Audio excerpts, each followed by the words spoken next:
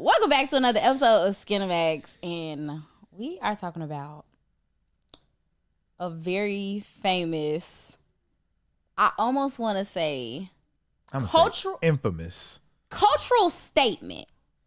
Like, this is one of those, like, movies where it's talked about. Like, it was a thing, right? Now, if this shit had came out today in 2025, like, it wouldn't have been nothing. Yeah. But for the time it came out, it was something important, right? So we are talking about the famous Make Me Feel Good Halle Berry movie. We talking about Monsters Ball. Oh my goodness. Okay. I don't even know what the movie was about. I still don't understand it. I just remember seeing it as a shorty, and I was so traumatized. I felt like, Halle Berry, you could do so much better. I could have made you feel great. And yeah, I just didn't like how, like... This movie came out in 2001. You would have thought it came out in fucking 1960-something, because it was mad racist. It was set in Georgia, though. Was they still like that in 2001? I think they still like that in 2025. Oh, facts. Okay, bet. Like, it wasn't like it was Atlanta. But I mean, that's Georgia. So I guess when I think Georgia, I think Atlanta, and so I think black.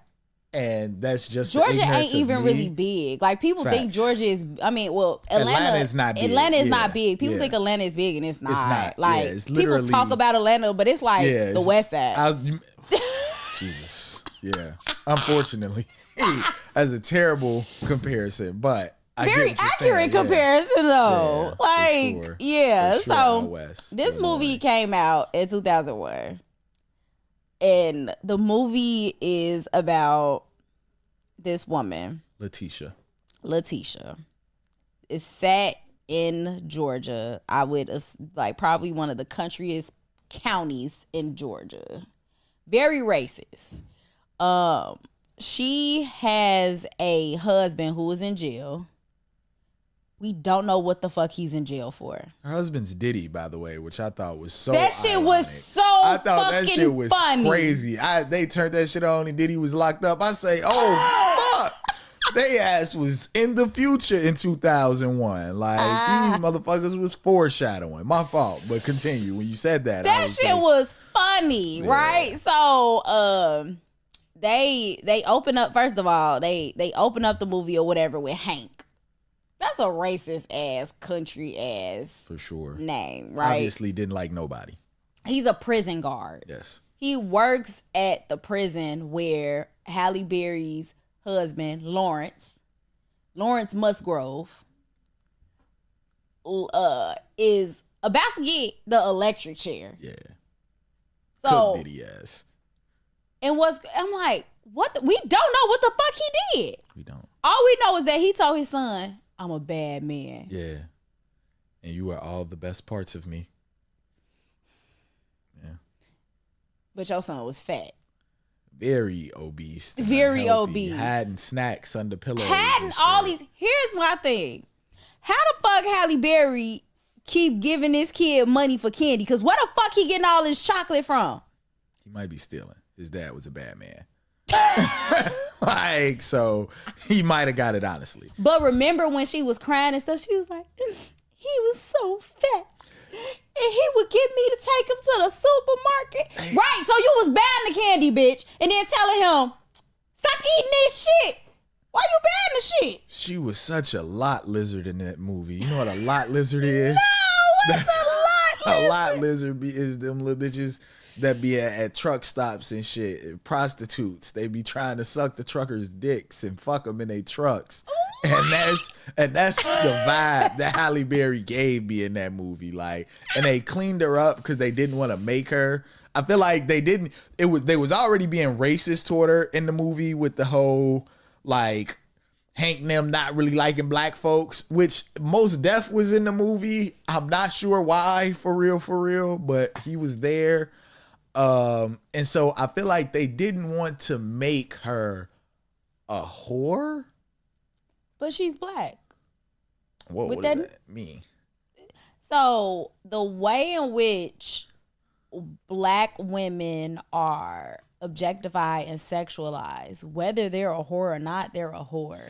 Because they're not pure. Whiteness being a symbol of purity, and she got that nigga juice. Facts. Big on the nigga juice. Crazy. So, okay, cool. Just really quick synopsis of the movie. Hank has a son and has a father. He comes from a line of prison guards, actually. A line. So he's a prison guard. His dad was a prison guard. His son is a prison guard. His son got a real problem with being a prison guard. Yeah. His son got little black friends. Yeah. He don't want to be racist. His son is not racist. Yeah, he's not. But he's racist, and his father is racist as shit. Like, he is soon, like, within the first 5 minutes of the movie, we see how racist the father is. He talking about it used to be a time where they knew they placed little porch monkeys. Next thing you know, they gonna be in my house, sitting next to me, at my table. It's like, bro, don't nobody want to sit up here with this bland ass food. Yeah.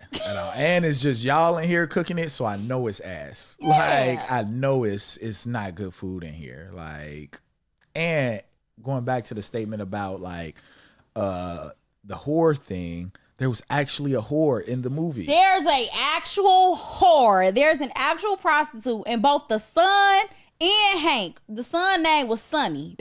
So both Sonny and Hank was cracking the same prostitute. Yeah. In raw. Which is crazy to me. Like, in raw. That shit was nuts. They had condoms in 2001. Yeah, for sure. They was cracking raw. Like, she instantly come in, take her shirt off, titties. Immediately.